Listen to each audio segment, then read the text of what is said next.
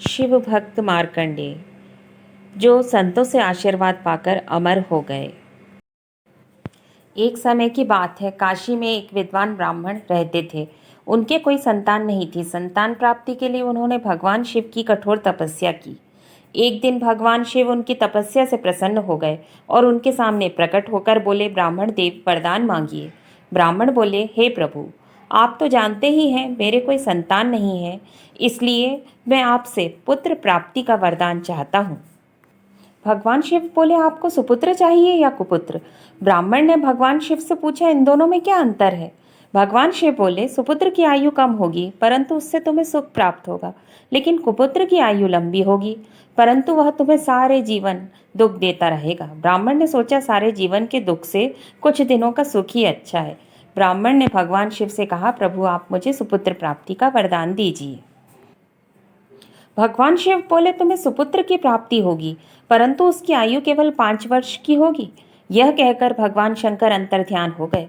कुछ समय पश्चात ब्राह्मण के घर एक बालक ने जन्म लिया। वह बालक बहुत ही सुंदर था।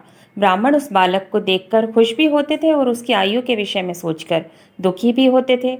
वह बालक धीरे धीरे बड़ा होने लगा। बालक के साथ साथ ब्राह्मण देवता का दुख भी बढ़ता ही जा रहा था।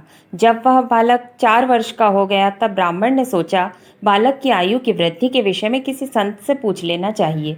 ब्राह्मण उस बालक को एक संत के पास लेकर गए। संत बोले, यदि इस बालक को किसी सिद्ध महात्मा का आशीर्वाद मिल जाए तो इसकी आयु बढ़ सकती है। ब्राह्मण ने पूछा, महाराज ऐसे सिद्ध महात्मा मुझे कहाँ मिलेंगे?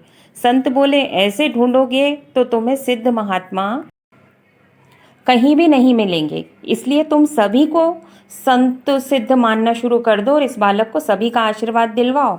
संत का कहना मानकर वह ब्राह्मण देवता अपने बालक को गंगा घाट पर ले गए और वहीं पर एक कुटिया बनाकर बालक के साथ निवास करने लगे। गंगा घाट पर अनेकों महात्मा प्रतिदिन गंगा स्नान के लिए आते थे। ब्राह्मण ने अपने पुत्र से कहा कि तुम्हें यहाँ दिन भर में जितने भी महात्मा दिखाई पड़े उन्हें साष्टांग प्रणाम करके उनका आशीर्वाद लिया करो। वह बालक घाट पर आने वाले सभी महात्माओं को, स्त्री पुरुष सभी को साष्टांग प्रणाम करके आशीर्वाद लेने लगा। अब यह उस बालक का नित्य का नियम था। वह सारे दिन गंगा घाट पर आने वाले सभी लोगों को साष्टांग प्रणाम करके उनका आशीर्वाद लेता और सभी लोग उसे हृदय से आशीर्वाद देते। इसी प्रकार उसका 5वां वर्ष लगभग पूरा होने को था। जब बालक की उम्र में केवल 3 दिन ही शेष रह गए तो संयोगवश वहां पर सप्तऋषि पधारे। बालक ने उन सभी को साष्टांग प्रणाम किया। सभी 7 ऋषियों ने बालक को चिरंजीवी भव आशीर्वाद दे दिया। यह दृश्य देखकर उस बालक के पिता की आंखों में आंसू आ गए। वह उन ऋषि से बोले, महाराज आप सभी ने इस बालक को चिरंजीवी होने का आशीर्वाद दिया है परंतु इस बालक की आयु केवल 3 दिन और शेष है। सप्त ऋषियों ने पूछा, ब्राह्मण देवता आपको कैसे मालूम कि इस बालक की आयु केवल 3 दिन ही शेष बची है? ब्राह्मण बोले, यह बालक किसी देवता के आशीर्वाद से उत्पन्न हुआ है। उन्होंने इसकी आयु केवल 5 वर्ष बताई है जो अगले 3 दिन में पूरी हो जाएगी। ऋषियों ने पूछा, उन देवता का नाम बताइए। ब्राह्मण बोले, मैं आपको उनका नाम तो नहीं बता सकता। अब सारे सप्तऋषि एक दूसरे का मुंह देखने लगे। उन्होंने सोचा कि अब तो हमारा आशीर्वाद निष्फल हो जाएगा। ऐसा बिल्कुल नहीं होना चाहिए। सभी सप्तऋषि ने आपस में निर्णय करके उन ब्राह्मण से कहा, यदि आप इस बालक का कल्याण चाहते हैं तो इसे हमें दे दें। ब्राह्मण देवता बोले, ठीक है महाराज, यदि किसी भी प्रकार से इस बालक की उम्र बढ़ सके तो आप ही ले जाइए।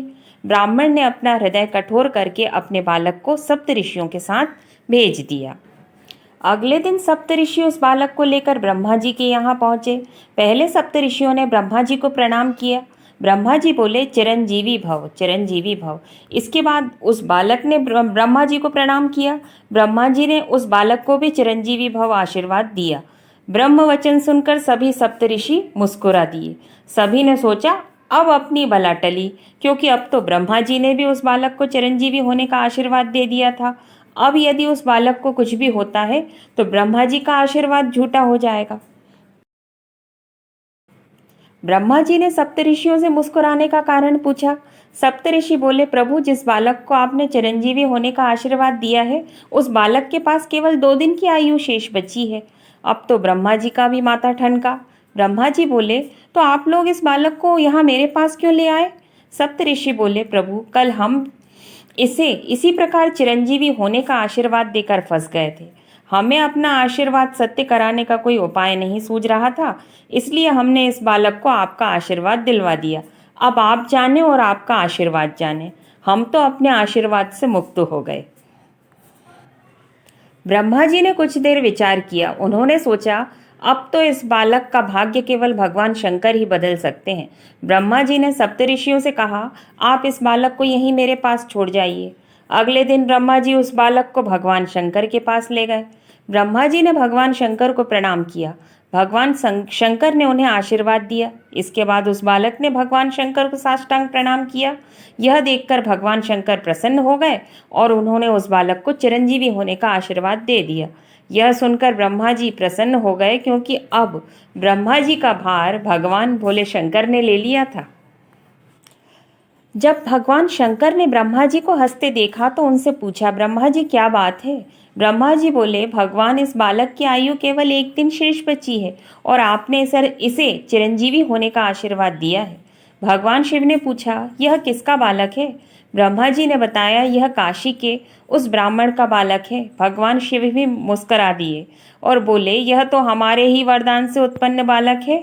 ब्रह्मा जी बोले, प्रभु आपके वरदान से उत्पन्न बालक अब आपकी ही शरण में है, अब आप ही इसकी रक्षा कीजिए।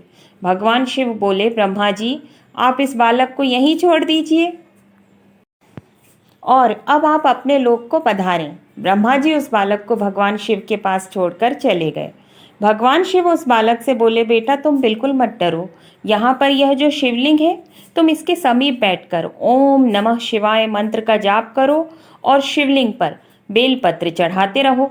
बालक वैसा ही करता रहा। ओम नमः शिवाय मंत्र का जाप करते करते वह बालक ध्यान मग्न हो गया। जैसे ही उस बालक की आयु पूरी होने का समय हुआ, यमराज उस बालक के पास प्रकट हो गए और उन्होंने उस बालक को अपने पाश में जकड़ लिया। इससे उस बालक का ध्यान भंग हो गया और वह घबराकर उस शिवलिंग से लिपट गया और जोर जोर से ओम नमः शिवाय मंत्र का जाप करने लगा। यह सब देखकर भगवान शिव उस शिवलिंग से प्रकट हो गए और त्रिशूल लेकर यमराज पर झपटे। यमराज घबराकर हाथ जोड़े खड़े हो गए और बोले, प्रभु यह आप क्या कर रहे हैं? मैं तो आपकी ही आज्ञा का पालन कर रहा हूँ। आप ही ने तो इस बालक की आयु 5 वर्ष निर्धारित की थी और अब 5 वर्ष पूर्ण होने के बाद मैं इसके प्राण लेने आया हूँ। भगवान शिव बोले, इस बालक को 5 वर्ष की आयु आपने दी थी या मैंने? यमराज बोले, प्रभु आप ही ने दी थी। भगवान शिव बोले, तो फिर इसकी उम्र पर आपका हिसाब चलेगा या हमारा?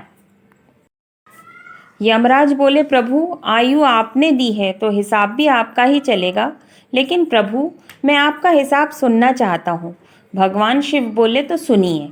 यमराज, 4,32,000 वर्ष कलयुग की अवधि होती है, 8,64,000 वर्ष द्वापर युग की अवधि होती है, 12,96,000 वर्ष त्रेता युग की अवधि होती है, 17,28,000 वर्ष सतयुग की अवधि होती है। इन चारों युगों को जोड़कर जो एक चतुर्युग होता है, ऐसे 71 चतुर्युगों का एक मनवंतर होता है।